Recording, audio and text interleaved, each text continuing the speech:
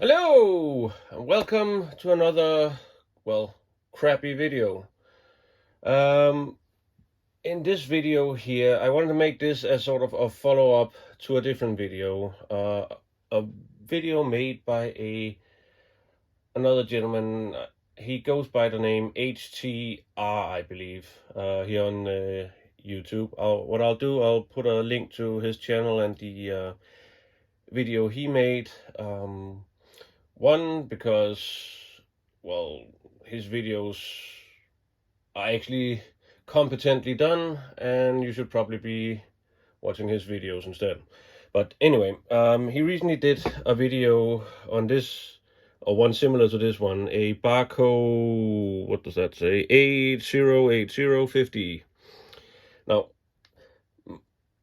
most videos are about what does the tool look like when it's brand new. And in my case, I have had mine since 2007. Given I've not used it every day since 2007, but I have used it. And I wanted to talk about how it has held up and what I think about it overall after such a long-term use. First of all, I mean, build quality wise, it is pretty much as solid as it was when I bought it. It has a little sort of slack in it here, play in it, slack in it. In my experience with these ratcheting screwdrivers, they all have that. I have at least not found one that didn't have at least a little play or slack in it. I don't think this has gotten any worse over the years, but yeah, it still has some. It doesn't tamper with, or it doesn't affect the way it functions or anything, but sort of something I'll mention. And compared to other ones like this Tactics brand, this one has way more play in it. Don't know if you can see that, but that's actually a lot of play. And the same with this thing here, which is some AliExpress thing that I bought for some reason.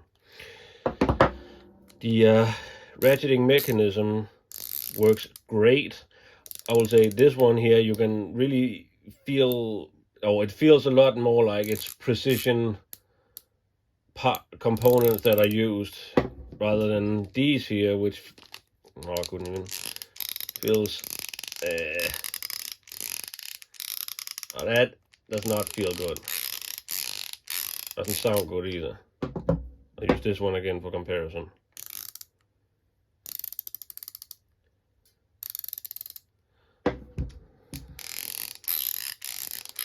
I mean, I don't know how the camera picks that up, but this is not a nice sound. This is a nice sound, a better sound. Let's test this cheap thing. Yeah, it has that same, like, it almost feels like rounded off gears. That's almost what it feels like.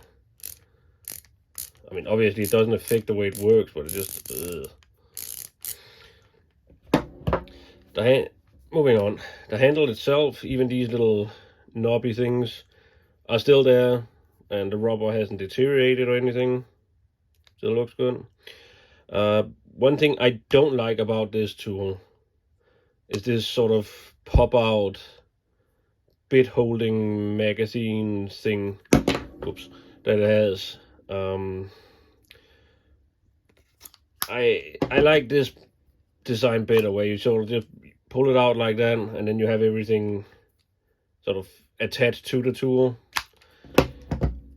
I've been annoyed by this because I tend to drop it all the time, as you could see. and if it wasn't for the fact that it's bright orange, I would probably have lost this years ago. I also want to point out that these are replacement bits. These are not the original bits that it came with. These have been replaced because the ones it came with rusted really quickly, and you can see these are starting to rust too, but not as bad as the other ones. I think these are Stanley bits or something. But yeah, the ones it came with, especially with the climate we have here in Denmark, where it's wet and cold most of the year, yeah, they rusted pretty quickly. So yeah, these are I don't remember. It doesn't say anything on them which brand they are, but I think they're Stanley bits. I could be wrong.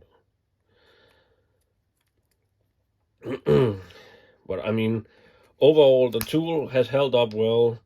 This design here is more of a complaint rather than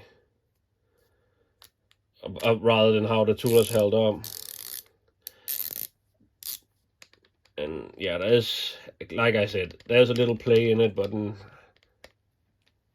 from my experience, not just with D3, but with these ratcheting screwdrivers in general, they all have some sort of play in them here. So, hope you enjoyed this video, and thank you for watching.